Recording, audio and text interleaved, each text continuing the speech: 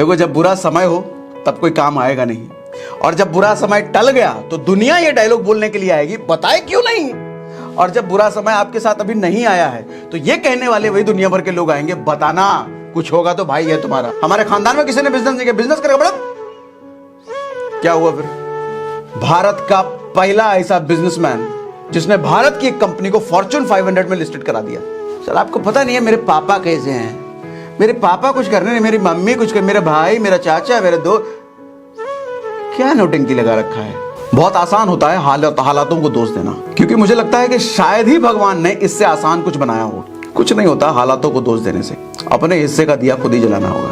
Sir जिंदगी जब तक बची है ना, कुछ बर्बाद नहीं हो सकता। जब तक आपके पास समय है, बाजुओं में दम है, स्किल सेट है, मुंह में जुबान है और सोच में शक्ति है, सब कुछ दोबारा खड़ा किया जा सकता है। और यहाँ आदमी को जरा सी मुसीबत आती नहीं है। सर आपको पता नहीं है मेरी सिचुएशन क्या है।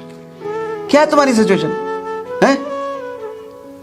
हाथ पैर टूट गया कि लकवा मार गया है, टाइम सही नहीं है सर, मैं जहां रहता हूं वो सही नहीं है सर। अरे तुम्हारे साथ कुछ भी सही है। नाना भरोसे पहलवानी ना हो तरह। मुसीबतों से घबराना नहीं, टकराना सीखो सर। जब हालातों से लड़ते लड़ते टूट के बिखर जाओगे ना, समझ लो समय आ गया है, अब निखर जाओगे।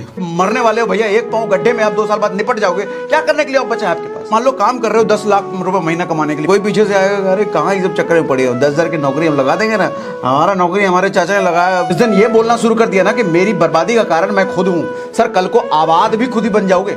सर जिगरा चाहिए, कलेजा चाहिए उन सबको मना करने के लिए। दुनिया को आपकी सिर्फ कमजोरियां, आपकी सिर्फ कमियां ही दिखेगी, लेकिन उस वक्त भरोसा रखना है आपको अपनी स्ट्रेंथ पर, अपनी मजबूती पर। लड़के की एक कहानी है, पैदा होने के कुछ टाइम बाद ही एक साइड इसका फेस पैरालाइज्ड हो गया, एक साइड फेस से। और अब देखो भाग्य का खेल, कुछ साल बाद ही इसके माँ बाप का डाइवोर्स भी हो गया। तो किसी तरीके से बचपन से ही थोड़ा बहुत काम धाम करके इसने अपना पालन पोषण किया, और धीरे धीरे इसमें ना फिल्मों का थोड़ा शौक पनपने लग गया, फिल्मों में काम करने के लिए। और फिल्मों में छोटा मोटा काम ये करने भी लग गया। वो इतना छोटा मोटा रोल था कि किसी को पता भी नहीं चलता था, और उसमें पैसे इतने मिलते थे कि घर भी किसी तरीके से चलता था, किसी तरीके से। समय और आगे बढ़ा, धीरे धीरे लड़का ये बड़ा होता है, इसकी शादी हो जाती है। शादी होते ही खर्चे भी बढ़ते हैं और साथ में परेशानी भी बढ़ती है। परेशानी इसलिए बढ़ते हैं क्योंकि खर्चे बढ़े हैं। अब इसी तरीके से कहानी इसकी किसी तरीके से आगे चल रही है। अब ये लड़का एक दिन कुछ ऐसा करता है कि पैसे की तंगी की वजह से इसको अपनी बीवी के जेवर बेचने पड़ जाते हैं। इस बात से बीवी नाराज होती है और बीवी छोड़ करके चली जाती है। और अब किसी तरीके से लाइफ चल रही है। हालत इतनी बुरी हो जाती है कि इसको अपना फेवरेट कुत्ता, इसके पास एक कुत्ता हुआ करता था, इसका एक फेवरेट, बहुत प्यार करता था इसको, उसको भी इसको बेचना पड़ जाता है एक जगह, और वो भी सिर्फ $25 में, सिर्फ $25 में। और किसी तरीके से फिर नौकरी चाकरी हल्का फल्का काम कुम करके गुजारा चल ही रहा था। इसको बेसिकली फिल्मों में ना हीरो बनने का शौक था। तो इसने एक कहानी भी लिखी थी अपनी फिल्म के लिए, खुद को हीरो रखकर। उस कहानी को ये चाहता था कि कोई डायरेक्टर, कोई प्रोड्यूसर इस पर फिल्म बनाए। इसने न जाने कितने प्रोड्यूसर, कितने डायरेक्टर के दरवाजे खटखटाए, महीनों तक खटखटाता रहा, लेकिन हर निर्माता, हर प्रोड्यूसर इसको मना कर देता था। फाइनली एक प्रोड्यूसर इसको ऐसा मिला जो कि कहता है कि तुम्हारी कहानी पर मैं फिल्म बना दूंगा और तुमको $1,00,000 भी दे दूंगा। अब $1,00,000 उस लड़के के लिए उस वक्त कुछ ऐसा था मानो कि कोई 2 BHK के फ्लैट में रहता हो और उसको ताजमहल मिल रहा हो, कुछ इस तरीके से। मगर उस लड़के ने वहां पर एक छोटी सी कंडीशन ये रखी कि हीरो मैं खुद रहूंगा। ये सुनते ही प्रोड्यूसर घबरा गया, हंसने लग गया उसकी बात पर, क्योंकि एक साइड से चेहरा पैरालाइज था उसका, थोड़ा लिप इधर लटका उटका सा था। कहता रहा तुम हीरो बनोगे भाई, अपने शकल भी देखे हो, कहानी अच्छी लिख दी, इसका मतलब हीरो थोड़ी बन जाओगे। भगा दिया उसको, मना कर दिया। तो बेचारा निराश होकर के चला गया। कुछ टाइम बाद उसी प्रोड्यूसर का दरवाजा फिर से खटखटाया कि भाई देख लो भैया, कुछ हो जाए, ले लो हमको हीरो। तो प्रोड्यूसर बोला भाई देखो तुम्हारी कहानी मुझे पसंद है, तुम एक काम करो, $1,00,000 का ऑफर तुमको मैंने दिया था, $4,00,000 मेरे से ले लो और कहानी दे दो।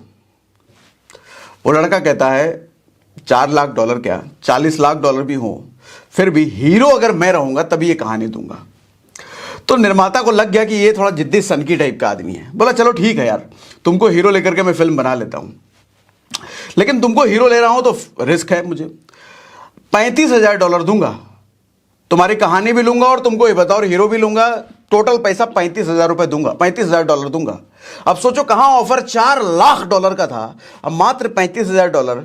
आप होते तो उस वक्त क्या करते? कोई भी आम इंसान शायद घबरा जाता और हो सकता है कि वहां पर नेगोशिएशन करने लग जाता, या फिर हार मानकर बात करता, ठीक है भाई $4 लाख दो, कहानी ले लो, हीरो को मारो गोली। वो लड़का मान गया तुरंत। और मालूम है जब उसको $35,000 मिले तो उसने सबसे पहले क्या किया? वो सबसे पहले उस आदमी को ढूंढने के लिए चला गया जिसको उसने कुत्ता बेचा था, और 3 दिन तक उस आदमी को वो ढूंढता रहा, क्योंकि जिस जगह पर कुत्ता बेचा था अनजान आदमी को बेचा था, जिस जगह पर बेचा था वहीं वो उसका इंतजार करता था, आता नहीं था। तीसरे दिन उसको मिल गया और फाइनली उसको बोला कि भैया मेरा कुत्ता मुझे दे दो, $25 में हम बेचे थे, तो $25 ले लो मेरे से। तो बंदा भाई साहब साफ मना कर गया, अब जाओ कौन सा कुत्ता निकलो, कोई कुत्ता उतना नहीं है। बोले काम करो भैया $100 ले लो, थोड़ा इधर उधर पैसा ले लो, $100 दे देता हूँ, कुत्ता दे दो वापस। मना कर दिया, नहीं दिया तो उदास हो गए भाई साहब। अब इसका $200 का उसने ऑफर दे दिया, फिर भी ना माना। $500 का उसने ऑफर दे दिया, वो फिर भी ना माना। फाइनली उसको $15,000 का ऑफर दे दिया। मिला है भाई साहब को $35,000, $35,000 में $15,000 का कुत्ता वापस लेने के लिए उसको ऑफर दे दिया। अब इतने में वो मान गया, तो भाई साहब ने $15,000 में अपना कुत्ता छुड़वाया, अपना कुत्ता अपने वापस लिया। और जो फिल्म बनी, उस फिल्म का जानना चाहोगे क्या हुआ? वो फिल्म जब बनी उस वक्त की सबसे बड़ी हिट मूवी रही। वो ऑस्कर में नॉमिनेटेड हुई, उस साल की बेस्ट मूवी का उसको अवार्ड मिला, और ना सिर्फ मूवी को, इस लड़के को उस साल का बेस्ट एक्टर का भी अवार्ड मिला। और उस टाइम पे उस पूरे साल की सबसे ज्यादा कमाई करने वाली वो मूवी बनी। मूवी का नाम था रॉकी और उस लड़के का नाम था सिल्वेस्टर स्टेलोन। अब इस पूरे वाक्य से मुझे कुछ चीजें सीखने को मिलती हैं। पहली चीज, नेवर गिव अप। आप जिस एम, जिस गोल, जिस लक्ष्य के लिए काम कर रहे हो ना सर, उसमें ना रिजेक्शंस आपको खूब मिलेंगे, लोग कमियां निकालने वाले खूब सामने आएंगे। उसको भी कितने लोगों ने कहा, कितने निर्माता ने, पहले तो कहानी में दोष, और जिसको कहानी समझ आई उसके चेहरे में दोष, जिसको चेहरा समझ आया उसके हीरो होने पे दोष, उसके एक्टिंग होने के पे दोष। तो दुनिया आपकी कमी निकालने पे काम करेगी। दुनिया कभी नहीं चाहेगी कि आप कामयाब हो जाओ, क्योंकि दुनिया को आपकी सिर्फ कमजोरियां, आपकी सिर्फ कमियां ही दिखेगी। लेकिन उस वक्त भरोसा रखना है आपको अपनी स्ट्रेंथ पर, अपनी मजबूती पर। रिजेक्शन से कोई इंसान नहीं बच सकता, कभी भी नहीं। लोग मना करेंगे, और रिजेक्शन जैसे जैसे आपको मिलता चला जाता है ना, इसने मना कर दिया, उसने मना कर दिया, उसने मना कर दिया, उसने मना कर दिया, मेरा सामान कोई नहीं ले रहा, मेरा काम कोई नहीं कर रहा, मेरे साथ ज्वाइन कोई नहीं हो रहा, सर इसके साथ प्रेशर भी बनेगा। सोच के देखो, उसके पास पैसे नहीं है, बीवी छोड़ के जा चुकी है, उसका प्रिय कुत्ता छोड़ के जा चुका है, क्या हालत रही होगी। $1 लाख के ऑफर को मना कर दिया, उसके बाद $4 लाख को भी मना किया। इसका मतलब एक और चीज समझ में आती है, तो जब हम किसी बड़े गोल के लिए काम कर रहे होते हैं ना, तो हमारे को बीच में छुट्टे मुट्टे ऑफर देने वाले बहुत सारे लोग आते हैं। छुट्टे मुट्टे ऑफर हमारे को बहुत आते हैं। उस ऑफर का मतलब ये होता है कि बड़े लक्ष्य से दूरी। आप मान लो काम कर रहे हो $10 लाख महीना कमाने के लिए, $20 लाख महीना कमाने के लिए, और उसमें दिक्कतें आ रही हैं। कोई पीछे से आएगा, अरे कहाँ ये सब चक्कर में पड़े हो, 10,000 की नौकरी हम लगा देंगे ना, हमारा नौकरी हमारे चाचा ने लगाया, तुम्हारे भी बोलो तो चाचा से बोल दे लगा देंगे, 10,000 बढ़िया हो जाएगा, नौकरी काम नाम सही हो जाएगा। कहाँ इन सब चक्करों में पड़े हो? कभी कोई चाचा आएगा, कोई ताऊ आएगा, कोई भाई आएगा, कोई दोस्त आएगा, 10,000 की नौकरी, 15,000 की नौकरी, ये वाला काम कर लो, अरे वहां लगवा देंगे, हमारा चलता है, विधायक जी को बोल करके एक पेपर का जरूरत है, हो जाएगा काम। सर जिगरा चाहिए, कलेजा चाहिए उन सबको मना करने के लिए, ना करने के लिए। खुद पर इतना भरोसा होना चाहिए कि $10 लाख महीना, $20 लाख महीना के लिए काम कर रहे हैं तो मिलेगा, वो हासिल करके रहूंगा। सिल्वेस्टर स्टेलोन को भी मिला ना $4 लाख का ऑफर। $4 लाख, ताजमहल का भी बाप था उसके सामने, ऐसा समझ लो। मना कर दिया ना। ड्रीम के लिए काम कर रहा था बंदा, अपने शौक था खुद हीरो बनूंगा, और खुद की स्टोरी पर भरोसा था, खुद की काबिलियत पर भी भरोसा था, बन गया वो।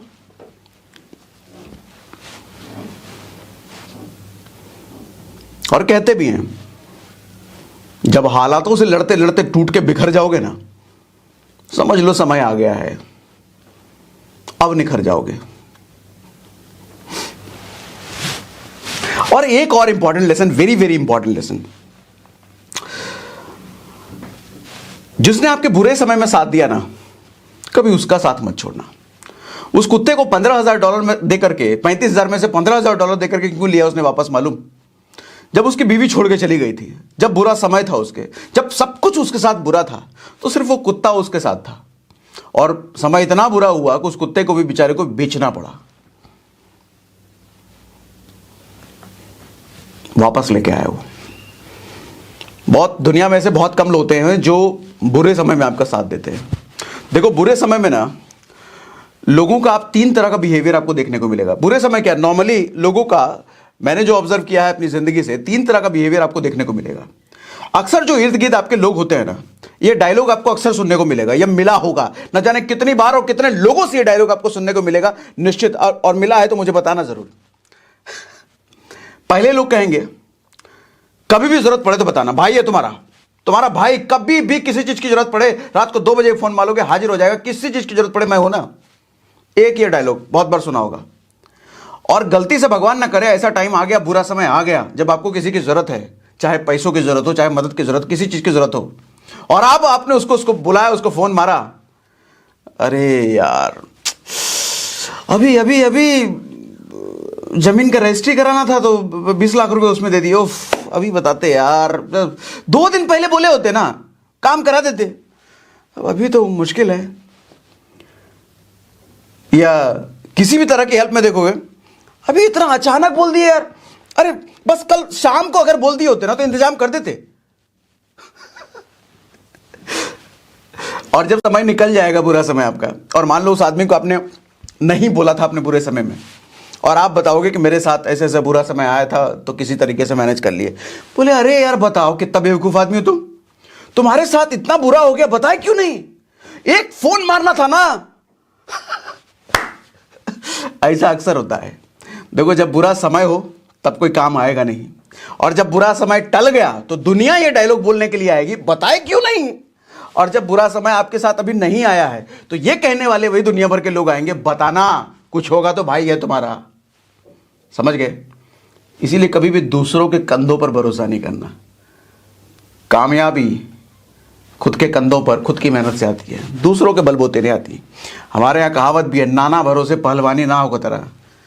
नाना के भरोसे पहलवानी नहीं होती है। पहलवानी के लिए अपने जांघों में ताकत होनी चाहिए, अपने बाजुओं में दम होना चाहिए, तब वो पहलवान बनता है।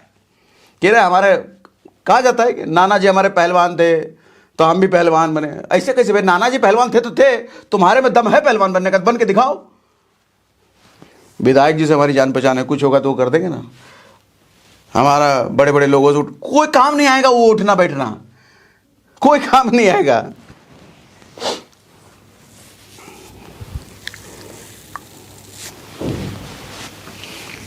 और कहते भी हैं कि देखो, जब हम जो इंसान होते हैं ना, हमें हमेशा ना, मैं उन लोगों की बात नहीं कर रहा हूं जो मदद करने में, सहायता करने में बिलीव नहीं रखते, जो एंड टाइम पे आपको हो सकता है ये लाइन बोलते हैं कि 2 दिन पहले बताए होते। मैं तो लोगों को ये बताता हूं कि लोग ये सिखाता हूं कि लोगों की ना मदद करते चलो बिना किसी एक्सपेक्टेशन के, बिना किसी एक्सपेक्टेशन के। हम किसी की आज मदद कर रहे हैं किसी भी तरीके से, आर्थिक मदद, शारीरिक मदद, किसी भी तरीके से, एक्सपेक्टेशन मत रखो कि मुझे ये वापस आदमी मदद कर पाएगा नहीं कर पाएगा। एक छोटी सी स्टोरी आपके साथ शेयर करता हूं, अमिताभ बच्चन की। जब अमिताभ बच्चन का बुरा समय चल रहा था ना, तो छोटे मोटे काम मिलने शुरू हो गए थे केबीसी के बाद, 2000 के बाद। तो उस वक्त अमिताभ बच्चन डेविड धवन के पास गए थे काम मांगने के लिए कि डेविड भाई को एक आध हिट मूवी दिला दो यार, कोई हिट मूवी करा दो। तो डेविड धवन उस वक्त बड़े मियाँ छोटे मियाँ की कहानी लिख रहे थे। तो स्क्रिप्ट उन्होंने अमिताभ बच्चन को सुनाई और कहा कि आपको ये मूवी एक हिट मूवी मिल सकती है आपके रिकॉर्ड में, बशर्ते इसमें जो छोटे मियाँ का रोल है आप उसके लिए गोविंदा को बस तैयार कर लो। अच्छा, तैयार कर लो ये लाइन इसलिए कह रहे थे कि उस वक्त गोविंदा की छोटी बेटी का देहांत हुआ था, छोटी सी बच्ची थी, देहांत हुआ था। तो गोविंदा उस वक्त सदमे में थे, डिप्रेशन में थे, तो कोई फिल्म वगैरह साइन नहीं कर रहे थे वो। तो इसीलिए अमिताभ बच्चन को बोले कि आप अगर गोविंदा को तैयार करा लो छोटे मियाँ के रोल के लिए, तो ये मूवी निश्चित एक बड़ी हिट मूवी आपके करियर में शामिल हो जाएगी। तो अमिताभ बच्चन गए गोविंदा के पास, रिक्वेस्ट किया कि भाई मान लो, और गोविंदा ने अमिताभ बच्चन को हाँ कर दी। गोविंदा का मैंने इंटरव्यू सुन रहा था कोई, तो मैं वो बताते हैं कि उनका हाँ करने का सबसे बड़ा रीजन ये था कि जब गोविंदा का बुरा समय चल रहा था ना, उनके पास फिल्में नहीं थी और अमिताभ बच्चन की हम मूवी आने वाली थी, हम। उस वक्त गोविंदा अमिताभ बच्चन के पास काम मांगने के लिए गए थे और अमिताभ बच्चन ने गोविंदा को अपने मूवी में रोल दिया था। उस वक्त अमिताभ बच्चन ने यह नहीं सोचा होगा कि ये गोविंदा कभी मेरे काम आएगा, क्योंकि उस वक्त जब हम आई थी अमिताभ बच्चन अपने शीर्ष पर थे, लेकिन मदद की। सर लॉ, नेचर, प्रकृति ना, आप जब नेचर को कुछ देते हो ना, किसी की मदद करते हो ना, तो आप कभी सोच भी नहीं सकते किस फॉर्म में वो आदमी या वही मदद कोई और आदमी आपके साथ करेगा, आप सोच भी नहीं सकते। और ये मेंटल स्टेबल, मानसिक मजबूती का निशानी होती है कि आप राह चलते कभी किसी की मदद करते चलो, बिना कोई अपेक्षा रखे कि ये आदमी मेरी क्या मदद करेगा भविष्य में। सोच की ताकत का यह सिम्टम होता है, जिसकी सोच में यह मजबूती होती है, उसका यह सिम्टम होता है, उसको प्रेशर झेलना आता है, उसको रिजेक्शन झेलना आता है। हारने से डरना नहीं, सीखना शुरू करो भाई साहब। और जिसकी बात सुन के डाउन फील करते हो ना, उसको तुरंत ब्लॉक करो, इमीडिएटली ब्लॉक करो। और एक बात हमेशा याद रखो कि लोग को मैं अक्सर कहते हुए सुनता हूं कि अब कुछ रहा नहीं, अब बर्बाद हो गया मेरा, ये भी चला गया, वो भी टीम चली गई, वो भी टीम चली गई, अब कोशिश कर रहे हैं, देख रहे हैं कितना होता है, जो बची थी वो टीम वो तो चली गई। सर जिंदगी जब तक बची है ना, कुछ बर्बाद नहीं हो सकता, कुछ भी बर्बाद नहीं हो सकता, क्योंकि जब तक आपके पास समय है, बाजुओं में दम है, स्किल सेट है, मुंह में जुबान है और सोच में शक्ति है, सब कुछ दोबारा खड़ा किया जा सकता है, सब कुछ। और दुनिया में ऐसे हजारों लाखों एग्जाम्पल हैं जिनका सब कुछ बर्बाद होने के बाद भी उन्होंने दोबारा खड़ा किया, सिर्फ एक ताकत की वजह से, सोच की ताकत की वजह से, मेंटल पावर की वजह से। हां, अगर आपकी उम्र 80 साल हो चुकी है, 2 साल बाद मरने वाले हो, आपको पता है, और आप कहते हो कि मेरे से कुछ हो नहीं सकता, सब कुछ बर्बाद हो गया, तो समझ में आता है, कहा कि मरने वाले हो भैया, एक पांव गड्ढे में, आप 2 साल बाद निपट जाओगे, क्या करने के लिए आप बचा है आपके पास। लेकिन उम्र है 20 साल, 25 साल, 30 साल, 35 साल, और कहते हो कि मेरे पास अब कुछ करने के लिए बचा नहीं, सब बर्बाद हो गया। निकम्मे पने का निशानी है और कुछ नहीं। मेरी बात से एग्री करते हो? मुझे चैट पे लिख के बताओ, जल्दी चैट पे लिख के बताओ। मेरी बात से एग्री करते हो? एग्री करते हो? एग्री करते हो? चैट पे लिख के बताओ, जल्दी जल्दी जल्दी। आपको जब भी ये ख्याल आए ना कि मेरा कुछ चला गया, मेरा कुछ बर्बाद हो गया, सर राम के बारे में सोच लेना। राजा बनने वाला था वो अगले दिन, कल, और बाबूजी बुला करके कहते हैं कि भाई तुम्हारा राजा बनना कैंसल, निकलो जरा वन के लिए, 14 साल बाद आना। सोचो उसकी क्या हालत होनी चाहिए, पगला नहीं जाना चाहिए। और वो राजा पूरी धरती का बनने वाला था, पूरी धरती का राजा। कहता है ठीक है, बढ़िया है, ये तो अच्छा मौका है मेरे लिए, जंगल में रहेंगे, ऋषि मुनि से दोस्ती होगा, बहुत कुछ सीखने को मिलेगा, नए नए स्किल सेट सीखेंगे। बाप रे बाप। और यहां आदमी को जरा सी मुसीबत आती नहीं है, सर आपको पता नहीं है मेरी सिचुएशन क्या है। क्या है तुम्हारी सिचुएशन है? हाथ पैर टूट गया, कि लकवा मार गया है, कि गर्दन के अलावा सारा पार्ट खराब आ गया है, आंख फूट गया है, दिमाग से पगला आ गए हो, क्या हुआ है? पता नहीं मेरे साथ क्या हुआ है, क्या हुआ है? ऐसे मैं कई सारे आपको एग्जांपल बता सकता हूं जिनके पास कुछ भी नहीं था। आप जिस हालात में हो ना भाई साहब, उससे कहीं ज्यादा बदतर हालात उनकी थी, अभी नाम बताने वाला हूं, उससे कहीं ज्यादा बदतर हालात उनकी थी, और उससे वापस वो जिस हालात में आज है ना, आप शायद सपने में भी उस हालात को अपने लिए लाने का सोच नहीं सकते। कुछ नाम बताता हूं आपको। अंबेडकर का नाम सुने हो? संविधान रचयिता। सर स्कूल से ना बाहर कर दिया जाता था, और ये बोल के बाहर कर दिया था कि नीची जाति की हो, बाहर निकाल दिया जाता था। लेकिन वो आदमी स्कूल के दीवार पे कान लगा के सुनता था, पढ़ाई करता था, ऐसे पढ़ा है वो, और इतना पढ़ा, इस कदर पढ़ा कि संविधान लिख दिया। आपके साथ कभी अगर ऐसा होगा कि भाई स्कूल से बाहर निकाल दे, या क्लासरूम से बाहर निकाल दे, या अपलाइन कोई कुछ बोल दे, भैया मीटिंग से बाहर निकलो, ईगो में आ जाओगे, अपलाइन ने हमको निकाल दिया है, कुछ कर पाओगे ऐसे में? सर ईगो और शिक्षा दोनों एक साथ नहीं आती। शिक्षा के लिए ईगो त्यागना पड़ेगा, शिक्षा के लिए झुकना पड़ेगा, शिक्षा के लिए अपने आप को समर्पित करना पड़ेगा। उस आदमी में अगर ईगो होता ना, मुझे स्कूल से बाहर निकाल दे, जाओ हम पढ़वे नहीं करेंगे, शायद अंबेडकर दुनिया को नहीं मिलता। सुपरस्टार रजनीकांत सुने हो? कुली का काम किया, कुली बस कंडक्टर का काम किया है, कारपेंटर का काम किया है। आप में से कितने लोगों ने बस कंडक्टर का काम किया, मुझे जरा बताओ तो। कूली का काम करना पड़ा, दूसरों का सामान उठाना पड़ा रेलवे स्टेशन पे, बस स्टेशन पे। आपको बताओ, आपको करने की जरूरत पड़ी कभी? ये नौबत आई आपके साथ कभी? उस आदमी के साथ थी नौबत। आज क्या है? क्या आप सोच सकते हो रजनीकांत के लेवल पे जाने का?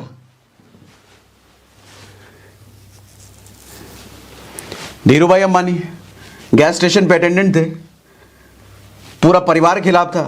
बाबूजी ने तो झाड़ दिया था बिजनेस का नाम सुनते। बाबूजी जैसे पता चला बिजनेस करेगा, छड़ी उठा लिया था मारने के लिए। हमारे खानदान में किसी ने बिजनेस नहीं किया, बिजनेस करेगा बड़ा। क्या हुआ फिर? भारत का पहला ऐसा बिजनेसमैन जिसने भारत की एक कंपनी को फॉर्च्यून 500 में लिस्टेड करा दिया, अब्दुल कलाम आजाद। सर बाबूजी नाव चलाते थे और कमाई इतनी होती थी कि घर का खर्चा भी अच्छे से नहीं चलता था। तो अब्दुल कलाम आजाद पढ़ाई के साथ साथ अपने घर को सपोर्ट करने के लिए, अपने बाबूजी को सपोर्ट करने के लिए न्यूज़पेपर बेचा करते थे।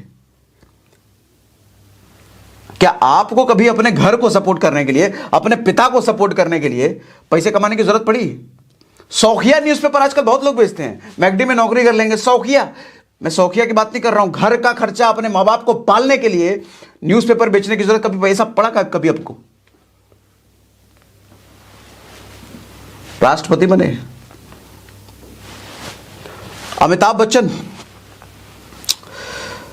2000 ईस्वी में जब पूरी दुनिया नया सेंचुरी का सेलिब्रेशन बना रही थी, तो अमिताभ बच्चन कह रहे थे कि वही टाइम था जब मैं घर पे बैठ के रो रहा था, और जब घर पे बैठ करके मैं लोगों की गालियां सुना करता था फोन पर, या फिर सामने लोग जब लेनदार मांगने के लिए आते थे। हालत इतनी बुरी थी उस समय। बहुत आसान था अमिताभ बच्चन के लिए जस्ट एक गोली खाना, एक गोली। उस एक गोली ना अमिताभ बच्चन को सारे प्रॉब्लम से छुटकारा दिला सकती थी। खाते खत्म हो जाते हैं। जहर। इतना खराब सिचुएशन तो आप में से किसी ने नहीं देखा होगा ना सर। जब आदमी शीर्ष से नीचे गिरता है ना, बहुत चोट लगती है, अब बहुत दर्द होता है, फिजिकली भी और मेंटली भी, इमोशनली भी। टूट जाता है उस वक्त आदमी। उस वक्त आदमी के पास, ज्यादातर आदमी के पास वही रास्ता वो इख्तियार करता है, अगर ऐसा इतना बुरा सिचुएशन आ जाए, एक गोली और खेल खत्म। उस आदमी ने नहीं किया, लड़ा, लोगों से काम मांगा, अपना ईगो त्याग करके लोगों के पास गया, कभी इससे काम, उससे काम, उससे काम। वो भूल गया कि वो किस लेवल पे था कभी। और आज कॉमेडियन महमूद का नाम सुना है? पुराने जमाने में जिस फिल्म में महमूद होता था ना, उस फिल्म का पूरा क्रेडिट वो लेके जाता था। और क्रेडिट कोई प्रोड्यूसर, डायरेक्टर, हीरो नहीं देता था उसको, जनता देती थी, देखने वाले देते थे। अमिताभ बच्चन और राजेंद्र कुमार जैसे लोग बतौर हीरो महमूद के साथ काम करने से डरते थे, मना करते थे, महमूद है भैया, नहीं महमूद नहीं। क्यों?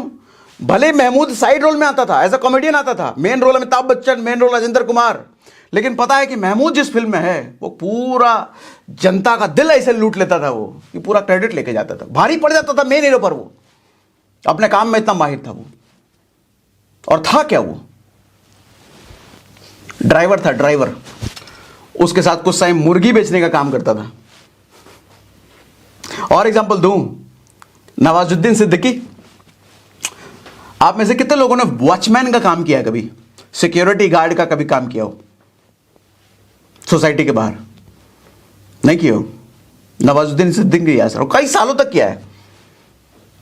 फिल्मों में छोटे छोटे रोल, छोटे छोटे रोल, छोटे छोटे रोल। आज क्या है Nawazuddin Siddiqui? Most popular actor में से एक है आज के टाइम में नवाजुद्दीन सिद्दीकी। और एग्जांपल दूं, दिलीप कुमार के बारे में जो जानते ही होंगे, रोड साइड पे ठेले पे फल बेचा करते थे, रोड साइड पे। मगर आज मुझे लगता है बॉलीवुड का शायद ही ऐसा कोई इंडस्ट्री का हीरो हो जो दिलीप कुमार से सीखता ना हो, उनकी एक्टिंग से इंस्पायर ना होता हो।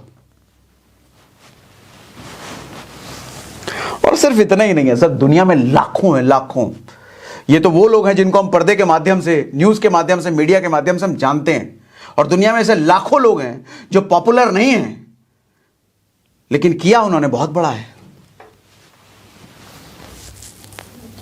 बहुत आसान होता है सर, बहुत आसान होता है हालातों को दोष देना।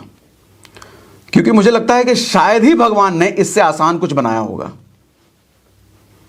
कुछ नहीं होता हालातों को दोष देने से, अपने हिस्से का दिया खुद ही जलाना होगा। समझे दोस्त?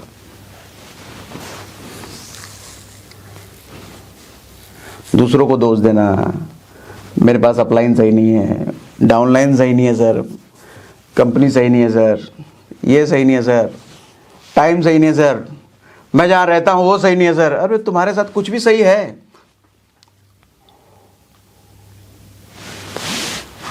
सर क्लोजिंग इस महीने कुछ अच्छा नहीं हो पा रहा, अगले महीने करेंगे। अगले महीने का नौटंकी तो मैं कितने लोगों से सुनता हूं। अगले महीने, अगले महीने, अगले महीने। और दावे के साथ कह सकता हूं, ये लाइन बोलने वाला ना, अगले महीने वाला, उसका अगला महीना कभी नहीं आता। उसका अगला महीना सीधा स्वर्ग में आएगा। वो स्वर्ग में मिले ना मिले, उसको नरक मिलेगा।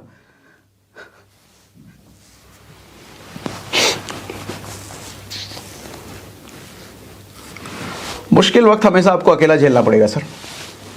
मुश्किल वक्त से लड़ना आपको हमेशा खुद ही पड़ेगा। जब आप ये लाइन कहते हो ना कि मेरे से ये वाला काम नहीं हो पा रहा है, मेरे साथ ये दिक्कत है, मेरे साथ उसकी वजह से ये दिक्कत है, मेरे साथ इसकी वजह से ये दिक्कत है, ये ठीक होता तो मैं ये कर लेता, वैसा ठीक होता तो मेरे साथ ऐसा हो जाता। तो इसका मतलब समझो आप क्या कहना चाह रहे हो। आप ये कह रहे हो कि आपकी जिंदगी किसी और की वजह से खराब हो रही है, यही तो आप कहना चाह रहे हो।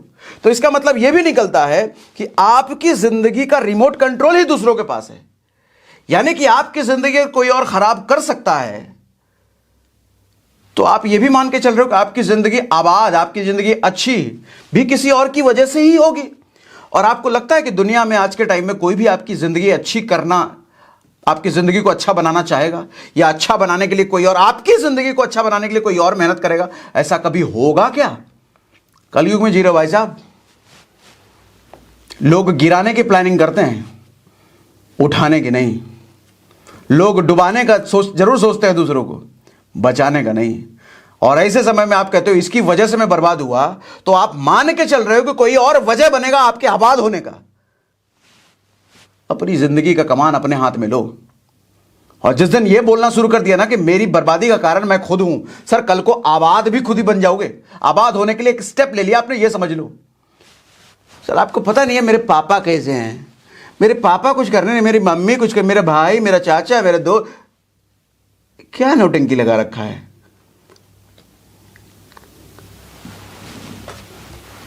सर मां बाप ने पैदा जरूर किया है, लेकिन जिंदगी बनाने की जिम्मेदारी खुद की होती है,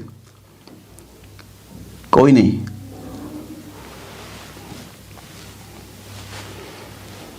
आपके सपनों की औकात आपकी तकलीफें तय करती है। कितने बड़े सपने हैं आपके, कितने ताकतवर सपने हैं, वो ये तय करेगी कि कितने ज्यादा तकलीफों से आप गुजर रहे हो, कितने ज्यादा संघर्ष आपकी जिंदगी में, कितने ज्यादा मुसीबतें हैं। थोड़ा मोड़ा टेंशन है, थोड़ी मोड़ी तकलीफें हैं, इसका मतलब थोड़ा बहुत ही हासिल करने वाले हो आप।